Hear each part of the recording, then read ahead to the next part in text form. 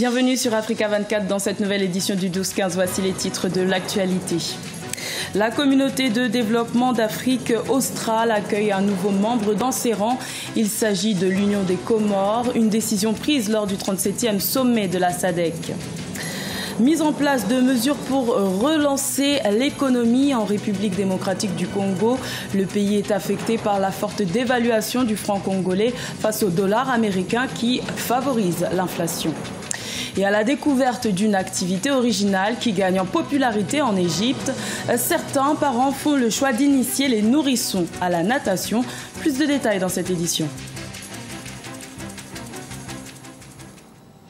L'Union des Comores est devenue le 21 août le 16e pays à intégrer la SADC, la communauté de développement d'Afrique australe.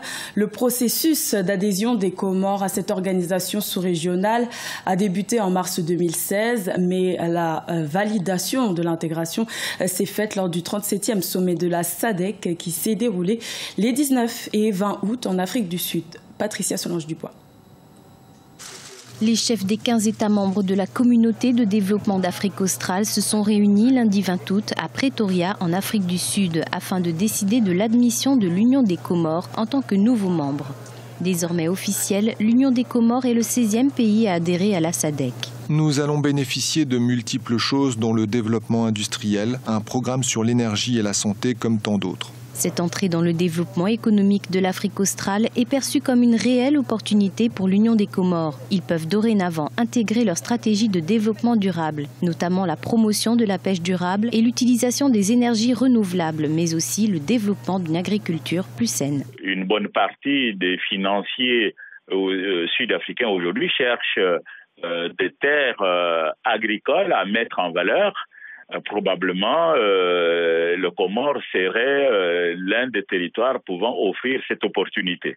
Donc, probablement, c'est sur la question des investissements directs étrangers, les transferts de technologies ou l'investissement dans les petites et moyennes entreprises de Comore qui serait probablement la visée recherchée par les autorités de Comore actuellement. En intégrant la communauté de développement d'Afrique australe, les Comores vont pouvoir bénéficier de cette organisation et s'intégrer dans cette région qui connaît l'un des taux de croissance les plus élevés d'Afrique.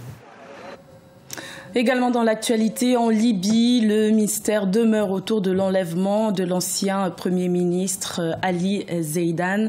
Il a été enlevé le 13 août à Tripoli au lendemain de son retour au pays. Ce kidnapping n'a pas été revendiqué. Rappelons que Ali Zeidan, Premier ministre entre 2012 et 2014, avait été enlevé une première fois en 2013. Un kidnapping qui avait duré que quelques heures. La dépréciation du franc congolais face au dollar américain s'envole en République démocratique du Congo. Le gouvernement congolais entend lutter contre cette dévaluation en mettant en place une série de mesures pour relancer l'économie en berne.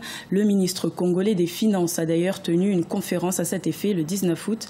Plus de détails dans ce reportage de notre correspondant Jacques Mboka.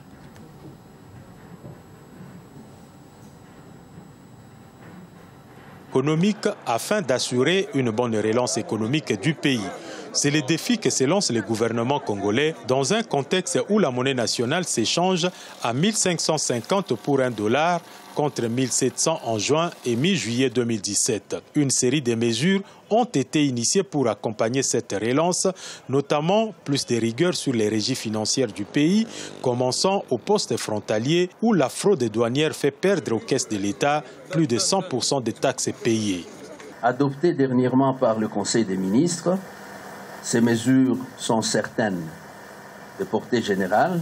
Elles portent notamment sur la suppression des taxes illégales, des frais administratifs d'intervention diverses exigés par différents services aux postes frontaliers ou ailleurs sur le territoire national, la lutte contre la fraude, la contrebande, l'évasion fiscale, le renforcement des sanctions administratives et des poursuites judiciaires contre les agents de l'État. Dans une conférence de presse animée conjointement par le ministre des Finances et le gouverneur de la Banque centrale du Congo, ce dernier a déclaré mettre fin à l'usage de la planche à billets, considérée entre autres comme la cause de la dépréciation du franc congolais.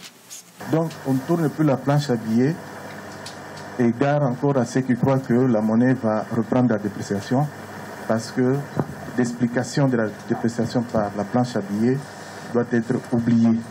C'est un défi que se lance le gouvernement congolais pour une économie caractérisée par un ralentissement des taux de croissance du PIB réel, passé de 9,5% en 2014 à 2,4% en 2016. Si les mesures initiées pourraient apporter un plus à cette lutte, nombre d'analystes estiment cependant que la croissance de la production intérieure reste la pièce maîtresse pour une meilleure relance économique. Initier les nourrissons à la natation, c'est une activité qui gagne en popularité en Égypte. Un loisir proposé pour promouvoir l'éducation physique des bébés tout en enseignant aux parents des méthodes pour s'occuper de leur nouveau-né. Corinne Camden. Les nouveau-nés au Caire apprennent à nager. C'est l'activité qui fait fureur en ce moment chez les parents dans la capitale égyptienne. Nombreux sont les parents qui expliquent que cette activité aide leur bébé à bien dormir la nuit et améliorer leurs conditions physiques. Dirigé par l'instructeur Mohamed Abdel Maksoud, les classes ont débuté en juillet 2017. Mohamed a obtenu sa licence de maître nageur en Russie en 2014 et a décidé de retourner au Caire pour continuer sa carrière dans son pays natal.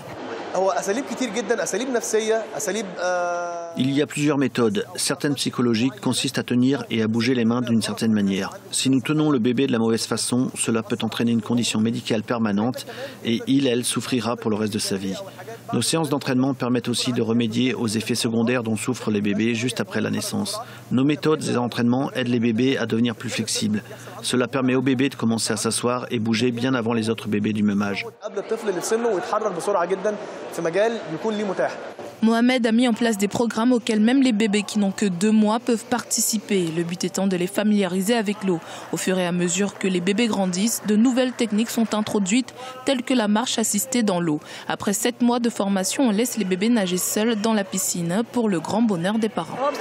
Honnêtement, ça a permis à ses muscles de se tonifier. Au début, son corps était très rigide et ses jambes étaient toujours proches de son torse, mais maintenant, il n'a aucune difficulté à détendre ses jambes et n'a plus peur de l'eau.